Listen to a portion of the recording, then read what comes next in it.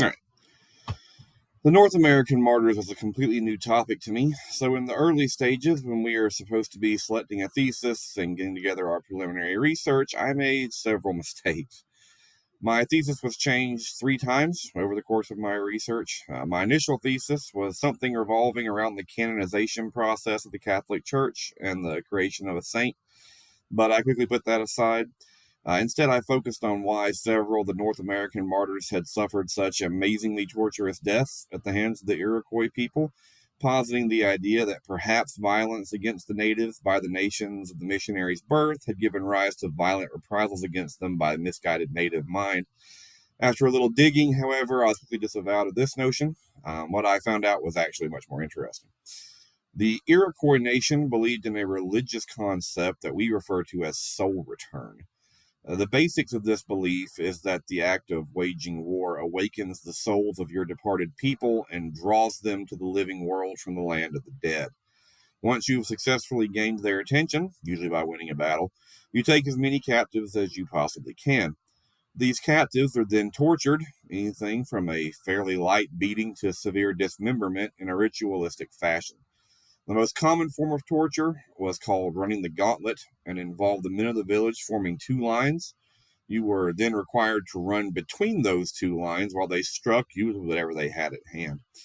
This sort of abuse was supposed to damage the soul of the living individual and prepare the body to select an Iroquois soul. If you made it through the gauntlet and they decided you were likely to be a good fit for the tribe, you were proclaimed to now be one of the recently deceased tribespeople and welcomed back into your home, back among your people. If you went along with it, the Iroquois were happy to have you and you could live out your days in the tribe. However, a small number of captives were always set aside for sacrifice. These captives were brutally tortured, sometimes for days at a time, until they finally died. This was part of the soul return process, a necessary sacrifice to the land of the dead for your people to return to you.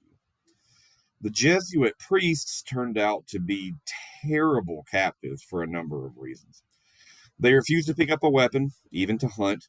They spent hours praying in a given day, which the Native Americans took as communing with evil spirits. They refused to eat meat that had been offered to pagan gods, which was seen as wasteful. Lastly, they were celibate and refused to procreate with their Iroquois wives, which would produce more members of the tribe. Since they made poor converts, the Iroquois began either making sure that they weren't taken prisoner at all, or making sure that they were given up as a sacrifice, which led to some truly horrific ends.